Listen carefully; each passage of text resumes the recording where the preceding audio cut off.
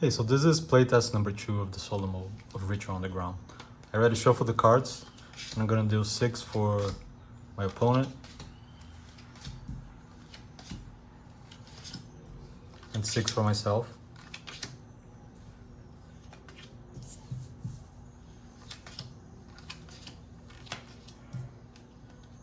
Set this as the draw pile with space below it for the discard pile.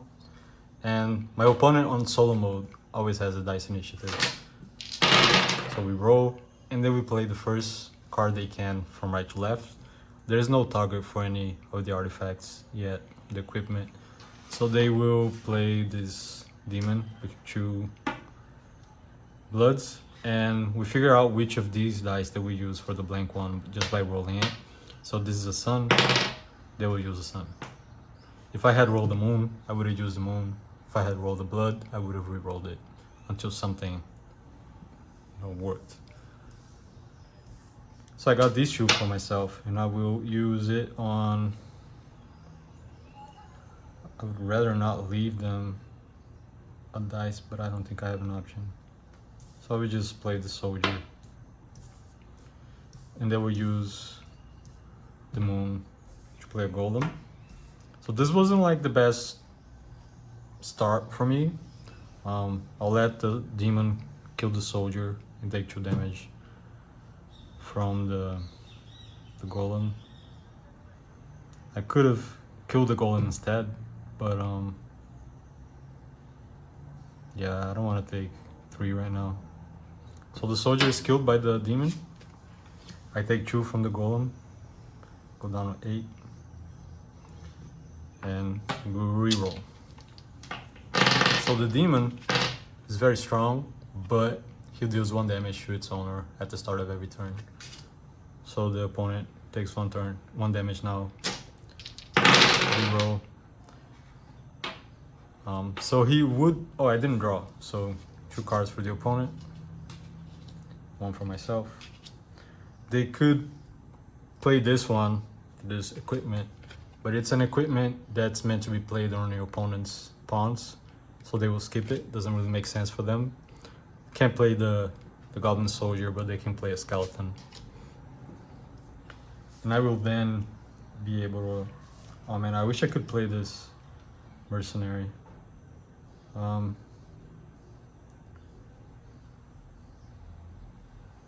could play combustion.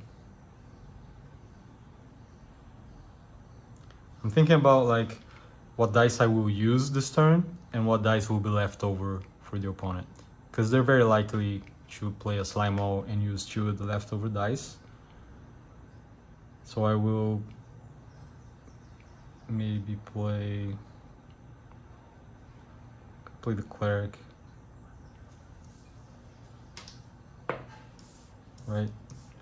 And they will then play the slime-o. Hope that works out for me, because I'll use the cleric to heal up later. Let it kill the skeleton, and I'll take, dang, 5 damage. I'm down to 3. Is that a good move? I'm not sure. So they draw another card, and I draw another card. They take 1 more damage from the demon every turn. And we re-roll. So now they can play a curse ring.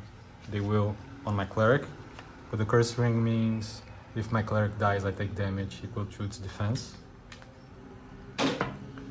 And I want to keep 1 of these for healing, but I could play the mercenary, which is also a strong card.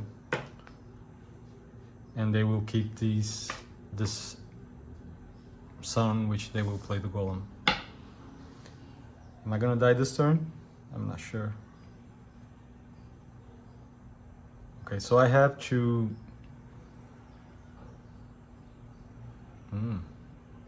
I might die this turn. I have to deal with the demon with... Let's think. With the mercenary, they'll both die. But then I'll take 2 damage from 1 of the golems. But the curse ring is what's gonna get me, because then I'll take... These will both die, but I'll take 2 damage because of the curse ring. So I'll take 2 damage from the golem, then 2 more damage, and I lost the first round. So let's play another one. It's interesting to think what choices I made that maybe could have turned this around. When you're playing solo, I do think there's a fun element that's not really present when you're playing with a friend, which is that you can see the cards that they're about to play and plan how you want to use your dice to avoid or put yourself in a better situation. Let's try that again. Let's cut it a few times.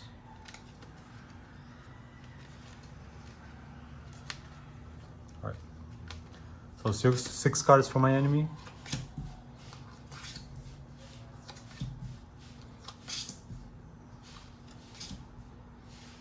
Six cards for myself.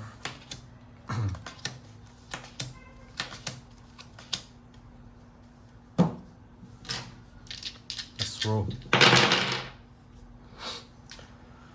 So, which one are they going to use for the golem? This was moon. They'll use the blood. Put it back as a moon and use the blood. And I will play the... They don't have any goblins coming up. This is a good card though. I'll play this. No, wait. Yeah. Let's play this one.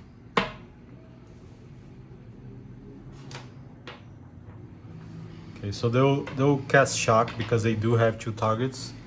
They need a valid target for playing a ritual like this. So it will deal 1 damage to 2 different targets. They have one, which is a pawn I have, and the other one could be myself. So the exterminator takes 1 damage, but he can take it, and I'll take 1 damage. And go down to 9. Now the damage doesn't carry over. Wait, is this still? No, this is done. So now that we're in the combat phase, he doesn't have 1 defense, he still has 2 defense. Defense is different than what would be a life point, right? And these 2 will kill themselves. Golem will deal 2 damage. Exterminator deals 2 damage. So maybe I shouldn't have used Exterminator. I could have just used another golem or something like that and saved it for another day. So let's draw 2 more cards for the opponent and 1 more for myself. I don't need to. It doesn't matter what side I'm coming from. So we'll skip this. Can't play the Spectre because there are no moons. So this is a sun. Yeah, that's what they're using for the golem. And I will play... Should I play the angel? Yeah, I'll play the angel. Because the angel, his attack and defense is equal to the total suns rolled on a turn. So right now he's a 3/3 creature, pawn. So the shadow doesn't really have a target. Not enough. They can... Yeah, they can use sacrifice.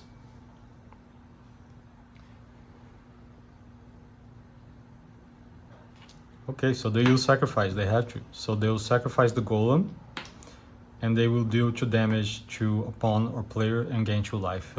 He can't really gain 2 life. I'm not sure if it makes sense for him to use it on the angel, right? Should we roll on it? Doesn't really matter. Wait, it does matter.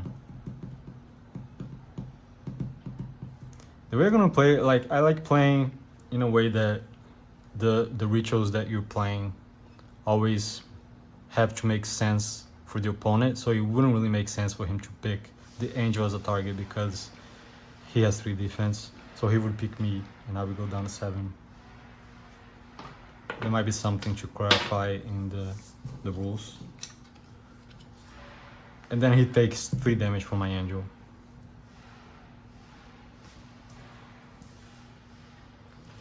So 2 more cards for the opponent, 1 more card for myself. And we roll, and if we don't roll any suns this turn, the angel will be destroyed. So the angel's 3/3 again. These are the same dice from last turn. So no spectre, but they can play the slime wall. First die will be one of the bloods. Second die will be one of the suns. And I will play a cleric. Yeah, let's play the cleric.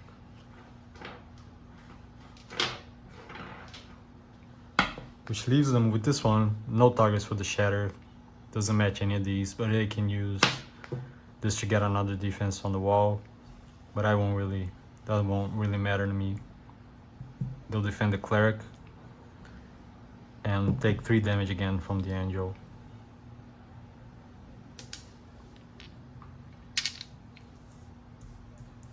Let's draw again for the opponent and for myself.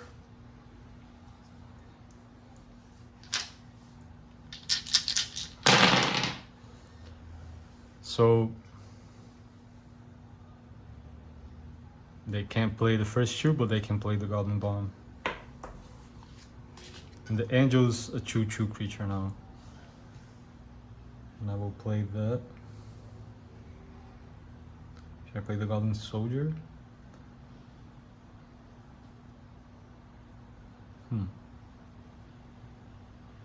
Whatever I do, they're probably gonna play the Witch, which is not super strong creature unless you beef it up. So I might as well play the kill it if I play a golem. And then yeah, let's do a golem. And I have a chance that they'll leave a sun for me that I can heal myself. So this is the Moonlight. Just checking what dice they're going to use. So they will use a moon at first, and then wait, they don't have another choice. They have to use the sun. I don't know why I rolled that. And I will use this one for gaining a life. So I'm back to 8. This is 2/2, 2/1, 1/2.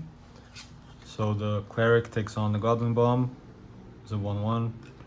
The angel will kill the slime owl, and the golem will kill the witch. So all their pawns die this turn, and none of mine.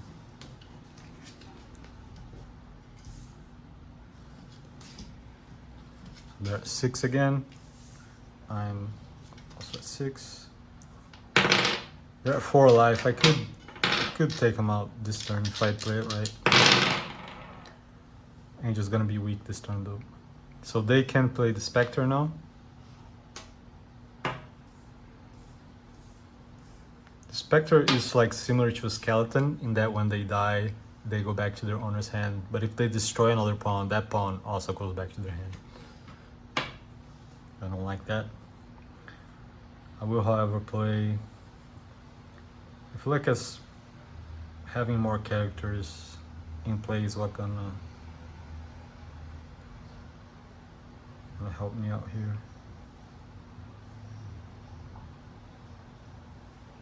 So this is a 1/1. They have 4 lives. So I should play... I can't play the Chris Ring because they used the blood.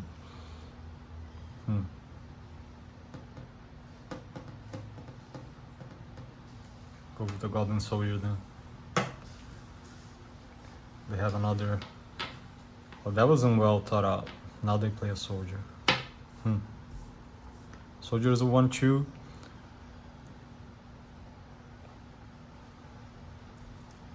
Let the Golem deal with the Soldier, they'll both die. And let the... I don't want to give him the Goblin. Let the Cleric die with the Spectre. And they'll take 2 damage here. So they go down to 2. Golem and Soldier die.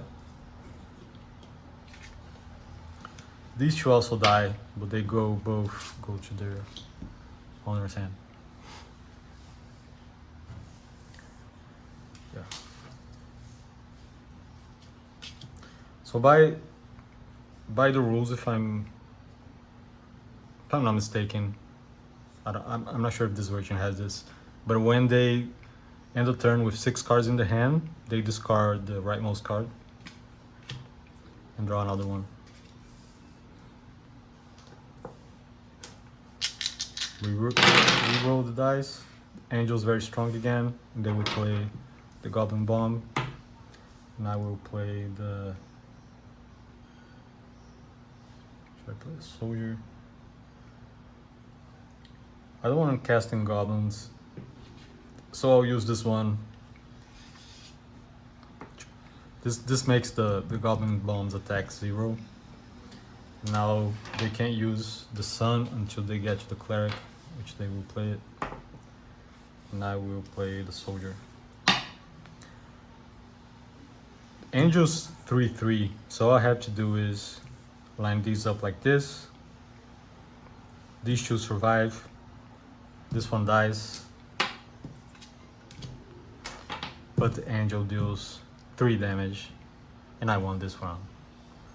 Same as the first playtest, I lost the first one and won the second one. But this one, I feel like there's some stuff that could be clarified in the manual regarding what the opponent targets, so that was interesting. So the playtest is up on itch now, and we're gathering any feedback on the Discord channel that I'm gonna link, or anywhere else in the comments. Just if you have a chance to play it, let us know. Cheers.